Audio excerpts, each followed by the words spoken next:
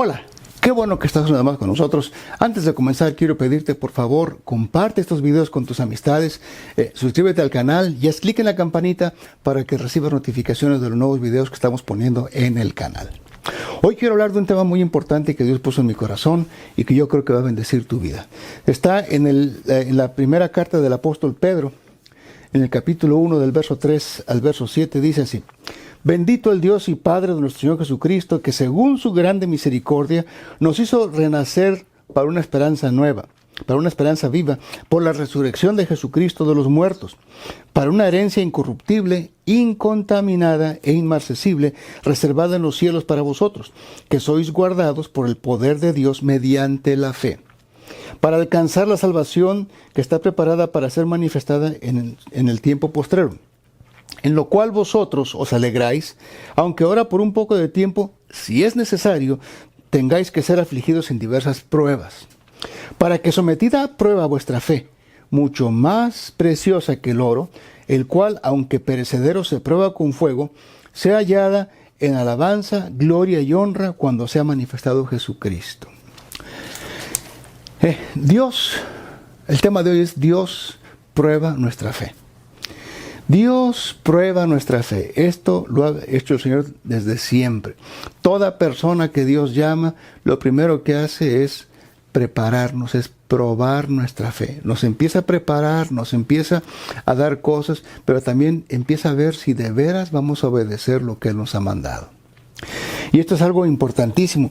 ¿Por qué? Porque mucha gente dice, yo creo en Dios. Pues eso cualquiera lo dice. Pero una cosa es creer en Dios y otra cosa es creerle a Dios. Y lo que Dios quiere es que no nada más creas en Él, sino que le creas a Él. Que creas lo que Él dice, que creas lo que Él te manda en su palabra. Esa es la diferencia. Ahora, ¿por qué Dios nos tiene que probar? Porque la Biblia nos enseña que el corazón del hombre es engañoso más que todas las cosas y perverso. Fíjese nada más, allí en el libro de Jeremías, capítulo 17, versos 9 y 10, dice, engañoso es el corazón más que todas las cosas y perverso. Esa es la clase de corazón que tenemos todos los seres humanos. Dice, ¿quién lo conocerá? Yo, Jehová. Entonces, el único que conoce nuestro corazón es Dios. Por eso no podemos presumir, decir, Dios conoce mi corazón. Pues sí, Dios sabe que tu corazón es perverso, que es engañoso. Por eso Dios nos tiene que pasar a todos por pruebas. Dios probó a todos los que han servido a Dios, los que servimos a Dios, hemos sido probados. Y lo vamos a ver ahorita en algunos ejemplos en la Biblia, cómo Dios probó, ¿verdad?, a muchas personas. Y actualmente te ha probado a ti también, quizá, amigo, hermano, que nos estás viendo. Pero vamos a ver, en el capítulo 12 del libro de Génesis, encontramos la historia de un hombre que se le conoce como el padre de la fe, a Abraham. Y la Biblia nos enseña que Dios, ¿verdad?, lo llamó, habló con él, lo llamó y le dijo, sal de tu tierra y de tu parentela a la tierra que yo te voy a mostrar. La primera prueba que Dios le puso aquí es que tenía que dejar a Abraham, tenía que dejar a su familia, tenía que dejar su tierra, tenía que dejar todo lo que tenía allá y comenzar a caminar a la tierra que Dios tenía para él. Se dice fácil, pero cuando usted se pone a pensar todo lo que esto implica, todo lo que esto conlleva, oiga, dejar a su familia. Mucha gente no puede vivir sin su familia, mucha gente no puede estar alejada de su familia, ¿verdad? Porque tienen que estar pegados. Y vaya, yo no digo que no ames a tu familia y que no te preocupes por ellos, pero cuando Dios te llama, tienes que saber que lo más importante es Dios. Porque cuando tú obedeces a Dios va a haber bendición para todos, pero si tú no obedeces a Dios va a haber problema para todos. Y entonces la Biblia dice que Dios llamó a Abraham y le dijo, vete de tu tierra y de tu parentela a donde yo te voy a llevar. Dice, y le dice algo bien hermoso. Dice, yo bendeciré al que te bendiga y al que te maldiga, maldeciré. Dice, y en ti serán benditas todas las familias de la tierra. Estas promesas, estas palabras que Dios le habló, quizá Abraham no las entendió de primero, pero Dios le fue mostrando las cosas, le fue enseñando muchas cosas. Y la Biblia nos enseña que Dios, ¿verdad?, lo separó de su familia, al grado que usted ve en el capítulo 13 de Génesis, Abraham como todos, ¿verdad? A veces pues no hacemos las cosas como Dios nos manda. Y Dios le dijo, deja a tu tierra y tu parentela. ¿Qué hizo Abraham? Abraham se llevó a su papá y se llevó a su sobrino Lot. Y entonces dice la Biblia que Abraham comenzó a caminar, pero tuvo que llegar a un lugar, Naram, donde se paró ahí. Ahí murió su papá y siguió todavía con Lot adelante. Pero Dios le había llamado a él solito. En el capítulo 13 de Génesis encontramos cómo llegan a otro punto donde tienen que separarse a Abraham de Lot porque tenían tanto ganado que había problemas entre los pastores y los cuidanderos del ganado de los dos. Entonces tuvo que se separaron. Y ahí fue cuando Dios le empezó a hablar a Abraham y le dice, mira Abraham, todo esto que ves te lo voy a dar a ti. Y empezó Dios a bendecirlo y a prosperarlo y a hacer cosas poderosas con él. Hasta que quedó solo Abraham con su esposa y la gente que con él estaba, sus siervos, sus criados, en fin. La Biblia nos explica que Dios le había prometido un hijo a Abraham. En el capítulo 15, Dios le dijo, voy a darte un hijo y te voy a bendecir y te voy a engrandecer. Mire, Dios sabe las cosas, Dios tiene sus planes, sus propósitos y Él lo va a hacer. Si tú obedeces, si tú te rindes a Dios, si tú te atreves a ser obediente, te atreves a confiar en Dios de todo tu corazón, Dios va a hacer cosas poderosas contigo. Y dice que Dios, le dijo, te voy a dar un hijo. Abraham estaba, Señor, pero yo ya tengo tantos años. Mire, cuando Abraham salió de Ur de los Caldeos, tenía 75 años. 75 y su mujer 65. Abraham era 10 años más grande que Sarai. Y entonces dice la historia que pues le había dicho, pues, Señor, no tengo hijos, mi mujer es estéril. El Señor le dijo, tú no te preocupes por eso, yo te voy a dar descendencia como te lo dije. Y entonces dice la Biblia que Dios le dijo, te voy a dar un hijo. Y Sara, esto es lo que sucede a veces cuando nosotros queremos ayudar a Dios. Sarai, porque primero se llamaba Sarai, Dios le cambió el nombre a Sara. Sarai, dice la Biblia que dice, yo ya soy vieja, soy estéril, mi marido también. Dice, entonces, ¿sabes qué voy a hacer? Te voy a dar a mi sierva Agar para que te acuestes con ella, te la voy a dar como mujer, acuéstate con ella, embarázala, y el niño que nazca de ella va a ser mi hijo. Pero Dios no le dijo eso.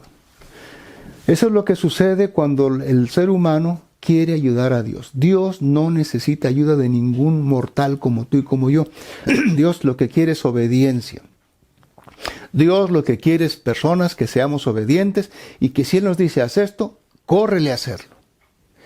Y dice la historia que entonces, Abraham se metió con Agar, tuvo un hijo que se llamó Ismael y pues tuvo problemas porque pues Agar se burlaba de Sara y empezaron a haber conflictos y ahí algunas fricciones entre ellas dos. Y total, un día dice la Biblia que el Señor, estando en todo esto, le ordena a Abraham que se circuncidaran. Fíjese, Dios le dijo, circuncídate, otra prueba. Y la circuncisión era una señal, era un pacto que Dios estaba estableciendo con Abraham, una señal física, externa, para saber que Abraham y todos los que estaban con él le pertenecían a Dios. Y yo quiero que usted se dé cuenta, quizá usted no entienda lo que es una circuncisión, pero la circuncisión es remover el prepucio del pene, del hombre, del varón, y quitarlo, y eso es doloroso. Pero era una señal que Dios estableció con Abraham. Usted lo puede encontrar allí en el capítulo 17 de Génesis. Ahí el Señor le habla, de que quería que se circuncidaran y además que Dios le iba a dar un hijo, y es a su esposa, a Sara, no a través de nadie más, directamente a Sara. Mire, Dios es el Todopoderoso. Se lo dijo ahí a Abraham y se lo dijo también a Jeremías. Le dice, yo soy Jehová, Dios de toda carne. ¿Habrá algo que sea difícil para mí? ¿Tú qué crees? ¿Habrá algo que sea difícil para Dios? Si Él creó los cielos, la tierra, el mar y todo lo que en ellos hay, ¿tú crees que habrá algo que sea difícil para Dios? Pues entonces el Señor le dijo, tú confía en lo que yo te he dicho y va a suceder así como te he dicho. Y ese es el problema que tenemos los seres humanos, cuando Dios a veces nos pone pruebas y nos pone situaciones que tenemos que decidir si obedecemos a Dios o mejor decidimos hacer nuestras cosas a nuestra manera. Ahí es donde fracasamos. La Biblia dice que entonces Abraham, pues, ¿verdad? Se humilló a Dios. El Señor dijo, está bien, Señor, voy a confiar en ti, aunque no sé cómo vas a estar, aunque te tardes en cumplir, tú lo vas a hacer. Y eso es lo que Dios quiere. Dios quiere hacer cosas que suenan increíbles e imposibles, pero que son asibles. Dios todo lo puede. Dios nos ha llamado a nosotros, a los que hemos creído, a hacer cosas que suenan increíbles e imposibles, pero que son asibles. O sea, se pueden hacer. ¿Por qué? No las hacemos nosotros, las hace Dios a través de nosotros. Y eso es lo glorioso.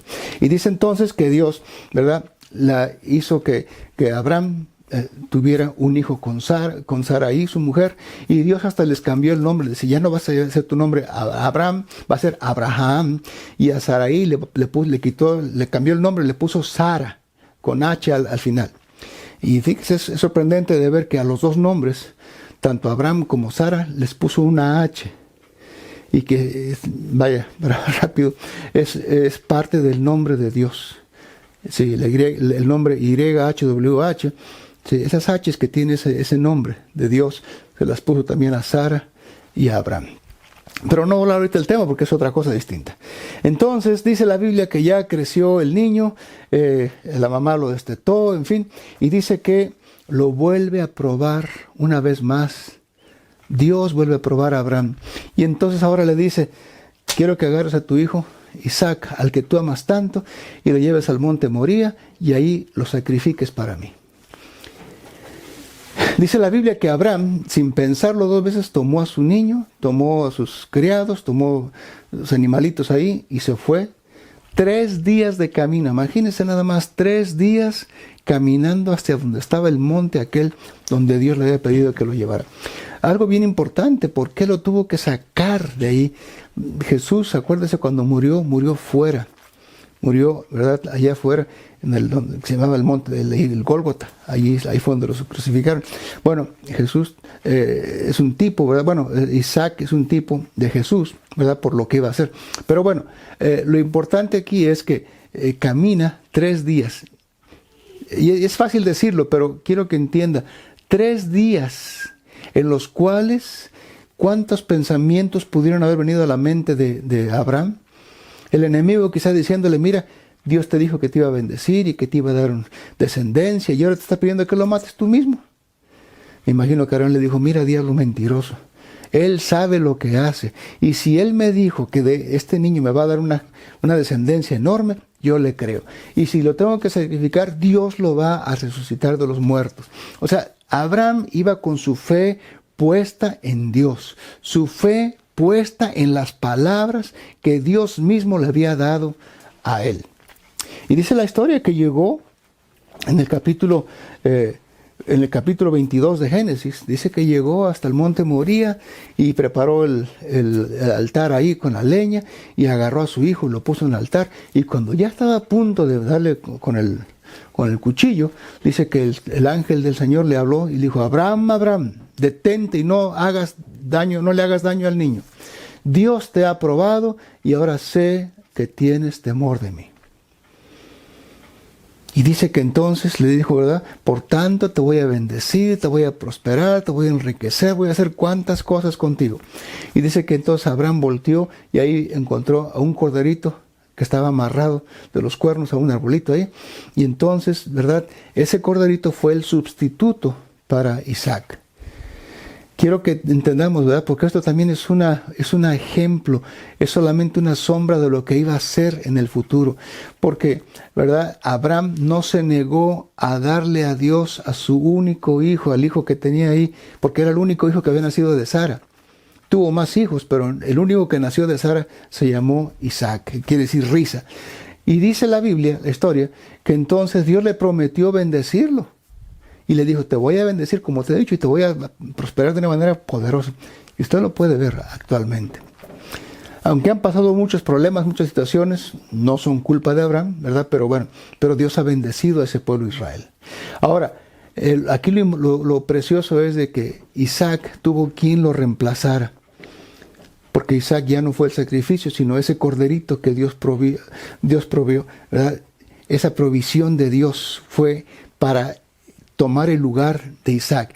Y yo quiero decirte que ese cordero representa nada más y nada menos que al Cordero de Dios, que quita el pecado del mundo. ¿Sí? Aquel que tomó tu lugar y mi lugar para ir a la cruz en lugar de nosotros, para morir por nosotros. Jesús, nuestro Salvador, tomó tu lugar. Él es el Cordero de Dios que se sacrificó por el pecado de toda la raza humana. Pero si no obedecemos a Dios, si no hacemos su voluntad, si no hacemos lo que nos pide, ese sacrificio puede ser hecho en vano, si tú no te arrepientas y te conviertes al Señor. Así de que Dios prueba nuestra fe. Dios probó la fe de Abraham y Abraham fue aprobado. Por decir así, sacó 10 en el examen que Dios le había puesto. Ahora, no es la única ejemplo, hay muchos ejemplos en la Biblia. Tenemos otro ejemplo de los famosos 3 amigos de Daniel. En el capítulo 3 de Daniel nos encontramos con que Nabucodonosor, ese rey de Babilonia, se hizo una imagen grandísima de oro con un ídolo, un muñeco, como tantos puede usted conocer actualmente, ¿verdad? Y ordenó que si tocaran instrumentos de música y flautas y tambores y todo lo que usted quiera, y decía que cuando sonaran los instrumentos de música, toda persona alrededor tenía que postrarse, adorar a ese ídolo, porque era el dios de Nabucodonosor. Y dice la Biblia que los hermanos estos hebreos, ¿verdad? Oyeron el edicto, pero a ellos no les importó. Dice, nosotros no vamos a adorar a esos ídolos, nosotros no vamos a adorar ídolos. ¿Por qué? Porque la palabra de Dios te manda que no te postres delante de ningún ídolo, ni tengas ídolos. La Biblia prohíbe que tengas ídolos. Y entonces dice la historia que hubo por ahí gente, ¿verdad?, con malas intenciones, y fueron a acusar a los 3 amigos, a Sadrach, Mesach y Abednego, delante de Nabucodonosor, y le dijeron, oye rey, ¿no mandaste tú que cuando sonara las flautas y las trompetas y los tambores, todo el mundo tenía que postrarse a adorar a tu Dios? Oh, sí, claro. Dice, pues fíjate que por ahí hay 3 personas que son de los que trajimos allá de la cautividad de Israel, dice, y no se quieren postrar delante de tu ídolo. ¿Cómo? Entonces se llenó de ira Nabucodonosor y los mandó a llamar, traigan inmediatamente a esos 3 hombres aquí. Dice que los trajeron corriendito, rapidito, los trajeron para acá y les preguntó, a ver, ustedes 3, ¿es cierto que ustedes no se han postrado delante de mi Dios cuando suenan los instrumentos musicales? Dice, díganme, ¿están dispuestos a hacerlo? Dice, porque si no lo hacen, en el mismo momento van a ser echados ustedes a un lago, a un horno de fuego ardiendo, dice. Dice que los 3 le dijeron, mira rey, ni te molestes ni te preocupes. La respuesta nuestra es, no importa lo que tú digas, no nos vamos a postrar delante de ningún muñeco, delante de ningún ídolo. Nuestro Dios a quien servimos, Él es poderoso para librarnos de tus manos, y si no, de todos modos no vamos a postrarnos delante de ti, de tu ídolo. Dice que Nabucodonosor se llenó de ira y mandó que el horno fuera calentado 7 veces más. Y entonces dice que todo airado y enojado ordenó, arrójenlos adentro del horno. Y dice que los soldados que los echaron, ellos se quemaron, pero Sadrach, Mesach y Abednego, que los echaron adentro del horno, no les pasó nada. Dice que cayeron, se levantaron ahí dentro del horno y andaban caminando lo más tranquilo. Y dice que Nabucodonosor vio por la puerta del horno que había 4 personas ahí adentro. Y le preguntan a los demás, oiga, ¿qué no echaron a 3 personas? Sí, yo veo a 4 ahí adentro. Entonces vio que no les pasaba nada y los llama, Sadrach, Mesach y Abednego, salgan. Y dice que salieron, ni siquiera su ropa, ni su cabello, nada, o ni siquiera olía a humo. Mire lo que hace cuando tú confías en Dios, cuando tu fe es probada y tú dices, yo voy a confiar en mi Dios, voy a confiar en su palabra. Si Él me dice que no adore ídolos, no lo voy a hacer. Y mire, eso fue lo que hicieron estos 3 hombres, no adoraron ídolos, no se postraron delante de ningún muñequito. Tú también, mi amigo, si tú tienes ídolos en tu casa, muñequitos y crucifijos y vírgenes y estatuas, deshazte de ello porque eso te trae maldición a tu vida. Lo dice la Biblia, no lo digo yo. Deuteronomio capítulo 27, ahí lo puedes leer. Entonces, dice que cuando vio que no les pasó nada, Dice, bendito sea el Dios de ellos, que confiaron ellos en su Dios y no en lo que yo les mandé. Y ordenó Nabucodonosor que de ese día en adelante se adorara al Dios de Israel. Fíjese lo que hace la obediencia a Dios. Cuando tú honras a Dios, Dios te honra a ti. Pero si tú deshonras a Dios, Dios no te va a honrar.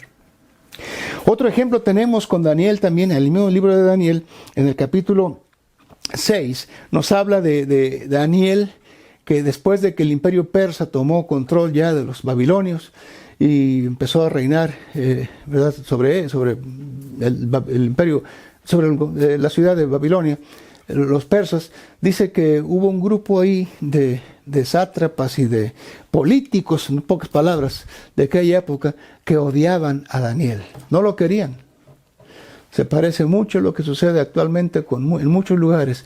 Partidos políticos que están en contra de otros y los odian y no quieren verlos. Y quieren hacer cualquier cosa con tal de destruirlos al otro. Y dice la historia que entonces este grupo de políticos corruptos y llenos de demonios fueron a hablar con el gobernante persa y le dijeron que escribiera una ley en la cual por un mes no se pudiera orar a ningún dios, excepto si de algo necesitaban, fueran a hablar con el rey, pero no se orara a ningún dios. Dice que se escribió un edicto, el edicto fue firmado por el rey y con el sello del anillo del rey, y se publicó en todas partes. Y Daniel, cuando lo vio, dice que a él no le importó lo que decía ese edicto. Él seguía orando 3 veces al día. Y dice que él abría sus ventanas para que todo el mundo lo viera. Diciendo, yo no me interesa lo que el diablo diga, yo voy a adorar a mi Dios, voy a servir a mi Dios, voy a honrar a mi Dios. Y mira, tu fe, la fe de Daniel fue probada.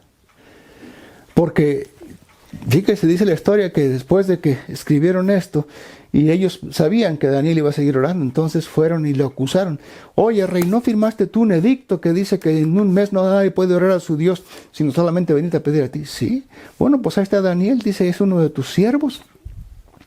Y sigue orando 3 veces al día. Dice, y tú lo firmaste aquí, y según la ley de Media Persa, no puedes ni tú mismo revocarla. Dice que el rey se angustió, el rey quiso hacer todo lo que pudo con tal de librar a Daniel de que lo echaran al pozo de los leones. Y dice que no pudieron, dice que estos políticos, ¿verdad? Como hacen en muchos lugares, lo rodearon al rey y le dijeron, tú no puedes hacer eso porque la ley dice, y la ley dice. Pero era una trampa del diablo, ¿verdad? Para hacerlo caer. Y bueno, dice que entonces con todo el dolor de su corazón mandaron llamar a Daniel, lo trajeron y dice, Daniel, pues no puedo hacer nada, dice, que el Dios en el que tú confías te guarde y te libre de los leones. Dice que lo arrojaron al pozo de los leones y pusieron una piedra encima y le pusieron su sello. Y me imagino que estos políticos, estos grupos, ¿verdad?, de gente pues sin temor de Dios, ¿verdad?, se regocijaban y ya acabamos con Daniel, ya lo destruimos. Y dice la Biblia que esa noche este rey no pudo dormir, sino que al día siguiente se levanta de madrugada y va, dice a los guardias, quiten la piedra. Y quitan la piedra y le grita con voz triste, Daniel, Daniel, el Dios al que tú sirves te pudo librar de los leones. Y Daniel le responde, no se preocupe, rey, para siempre viva. Dice, mi Dios me halló inocente, yo no hice nada. Dice, y Dios mandó un ángel y le cerró la boca a los leones. Dice que entonces sacaron a Daniel del pozo de los leones y a estos sinvergüenzas políticos los echaron a todos al pozo de los leones. Dice que los leones, antes de que esta gente tocara el suelo, cuando los agarraron, ya los habían despedazado. Imagínense nada más. Esto es para que entiendas, cuando tú pones a Dios número 1 en tu vida, cuando tú lo obedeces y lo honras, Él va a probar tu fe, pero Él te va a honrar a ti también.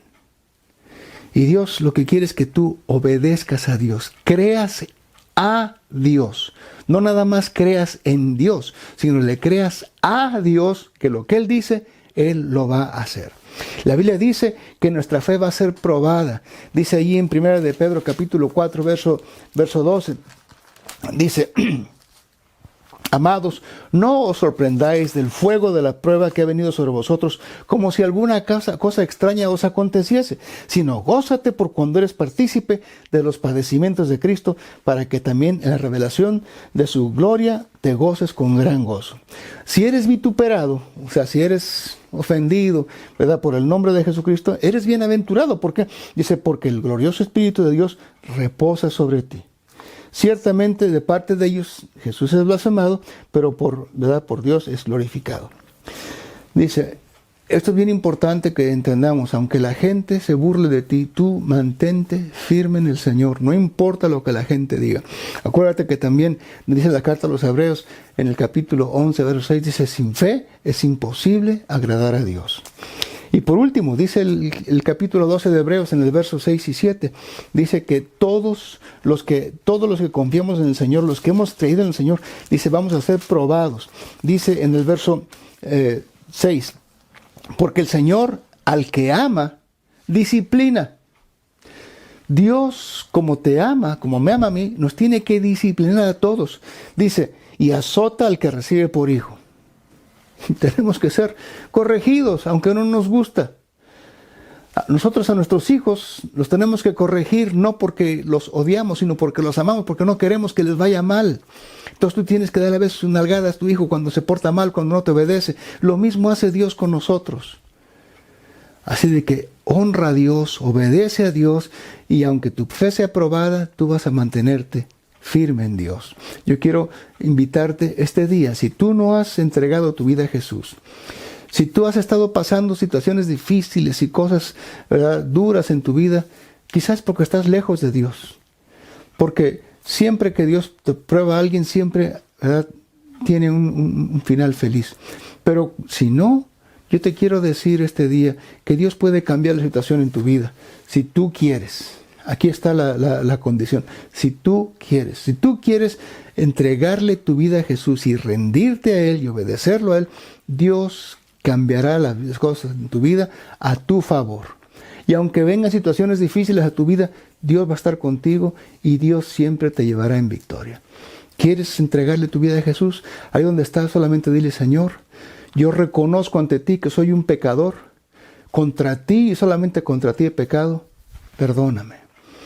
Borra todos mis pecados, lávame con la sangre preciosa del Cordero de Dios, el Señor Jesucristo, mi Salvador. Dile, Jesús, te recibo en mi corazón como mi único y suficiente Salvador. Señor Jesús, gracias, bienvenido a mi vida, bienvenido a mi corazón. Que Dios te bendiga, que Dios te guarde y nos vemos en la próxima. Amén.